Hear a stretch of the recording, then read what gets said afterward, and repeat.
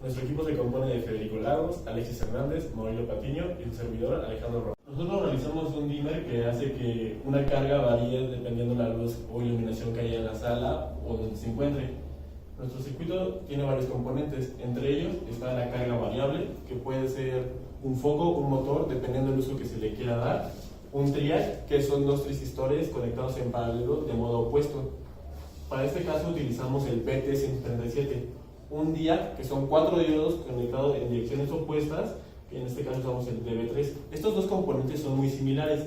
La única diferencia entre ellos es que el triac tiene una compuerta gate y el diac no, pero ambos son dispositivos bidireccionales que conducen una vez que se les pasa su corriente de cebo. Aquí tenemos la fotorresistencia, que varía dependiendo de la iluminación que haya, eso gracias al efecto fotovoltaico. Aquí tenemos un capacitor de 100 nanofaradios a 250 volts, esto debido a que estamos trabajando, como se ve aquí, con corriente alterna. Aquí tenemos una resistencia de 5.6 kiloohms y un potenciómetro variable de 500 kiloohms. Bueno, para la regulación de la intensidad luminosa del foco se utiliza el tiempo de carga del capacitor que tenemos en nuestro circuito. Aquí tenemos unas gráficas que nos muestran el voltaje de entrada de la alimentación y el voltaje del capacitor. Entonces, nosotros tenemos que el capacitor, el tiempo de carga se da por las resistencias que le pusimos arriba. Aquí tenemos una resistencia fija, un potenciómetro y nuestra fotorresistencia. Cuando se carga el capacitor, estos dos están abiertos y solamente fluye la corriente hacia el capacitor para cargarlo de manera positiva. Aquí se carga. Aquí lo podemos ver en la gráfica. A medida que aumenta el voltaje de entrada, se empieza a cargar nuestro capacitor. Por la hoja de especificaciones del diac, sabemos que se cierra este contacto, es como un contacto aquí, se cierra a los 30 voltios que tenemos aquí. Cuando se llega a los 30 voltios, cuando se llega a los 30 voltios se cierra este circuito, el diac, y por ende fluye corriente y también se cierra el triac. En ese momento nos cerramos con tierra y este capacitor se va a descargar, pero como aquí hay una resistencia interna muy pequeña, podemos ver que la descarga es casi inmediata. ¿Esto en qué nos afecta al foco? Bueno, cuando nosotros tenemos el tiempo de carga del capacitor, nosotros no vemos ninguna corriente en el triac, entonces este foco tiene un switch abierto en este lado, pero cuando ya se llegó a los 30 y se cerró todo esto, se cierra este contacto y el foco ahora sí va a fluir aquí corriente, porque ese contacto se cerró. ¿Cuándo se deja de conducir corriente en el foco? Cuando el voltaje de entrada vuelve a cero, porque es corriente alterna. En ese instante, este de aquí ya se desactiva también, y ya que se desactiva, esperamos al ciclo negativo, que ahora se va a cargar con menos 30 volts. Entonces, es la misma idea, pero ahora tenemos este ciclo negativo de iluminación. Entonces, así se regula la luz del foco, ya que si nosotros hacemos este tiempo más grande, reducimos el área de estos ciclos y queda el foco con una luz más tenue. En cambio, si nosotros hacemos este tiempo muy corto, nosotros estamos aprovechando casi todo el ciclo. Entonces este foco se va a ver prácticamente encendido al 100%. Como se mencionó, el tiempo de carga de este capacitor depende directamente de su capacitancia y de las resistencias asociadas a él. En este caso tenemos una resistencia de 5.6 kiloohms en serie con un potenciómetro de 500K. Este potenciómetro lo regulamos aproximadamente a 200K pero se puede ajustar dependiendo de las condiciones de luminosidad a las que se desea que opere el dispositivo. Aparte tenemos nuestra fotorresistencia en serie con este otro arreglo.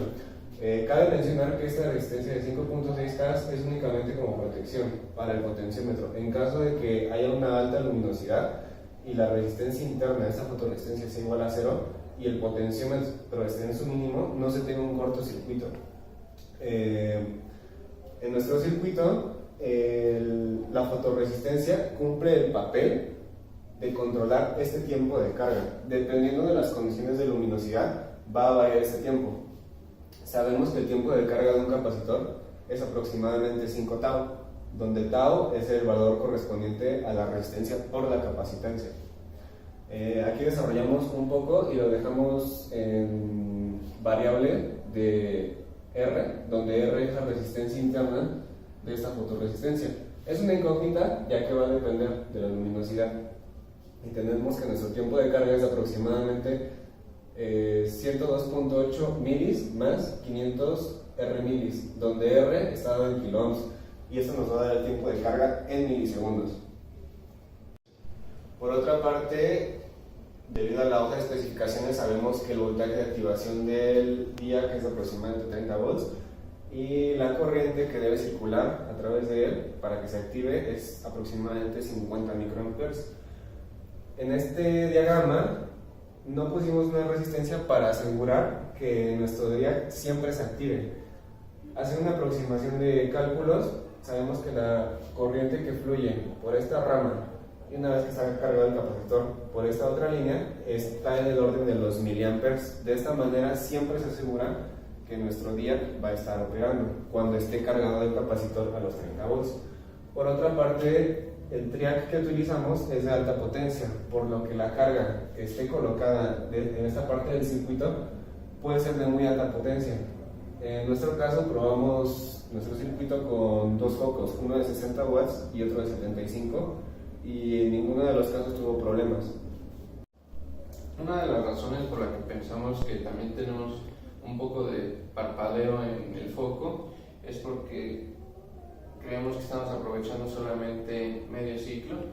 Entonces, cuando nuestra T para el capacitor quedó muy grande, entonces estamos perdiendo este medio ciclo y solamente utilizamos la parte superior de la onda de entrada para alimentar al foco. Eso lo podemos ver en este caso, donde nuestra T quedó mucho más grande que las que teníamos pensado y por lo tanto el espaciado entre estas dos áreas es más grande que el aprovechamiento que teníamos en este diseño. Entonces, para mejorar nuestro diseño, proponemos cambiar el potenciómetro o la resistencia de protección a unas más bajas para que nuestro tiempo de carga sea más pequeño y aprovechemos más de las amplitudes de nuestra onda de entrada. 3. Ahora conectamos el circuito para probarlo. Vemos que en un principio el foco no se ilumina y al aplicarle algo de sombra va variando su intensidad hasta llegar a una luminosidad constante. El potenciómetro lo podemos ajustar, como se mencionó en la explicación del circuito, para ajustar la intensidad luminosa a la que se desee que empiece a variar. En este caso podemos tener una luminosidad un poco tenue y al darle un poco más de sombra se estabiliza.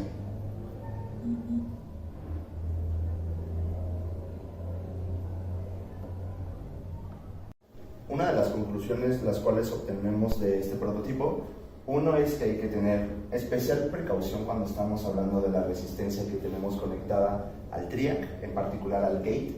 Esto debido a que si la resistencia la estamos conectando de una manera mal al triac o la resistencia está siendo muy pequeña, podemos llegar a volar el triac, que no es tan frecuente que pase eso debido a que es un elemento para soportar corriente alterna.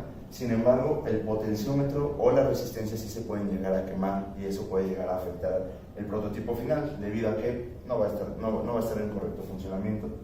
La segunda conclusión que podemos obtener de este prototipo son las diversas aplicaciones que el mismo tiene.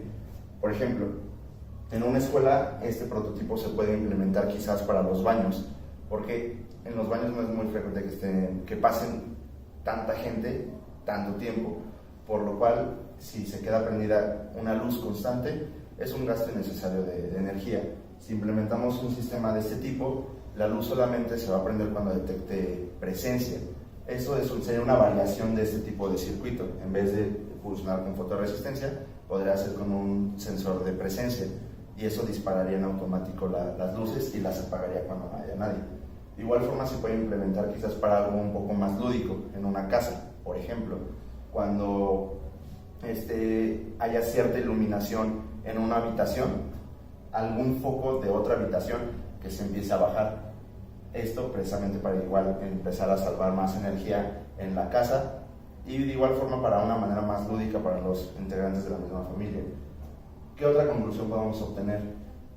El uso de los capacitores en esta práctica es más importante debido a que la conexión del capacitor puede hacer que varíe de manera considerable el resultado final del prototipo.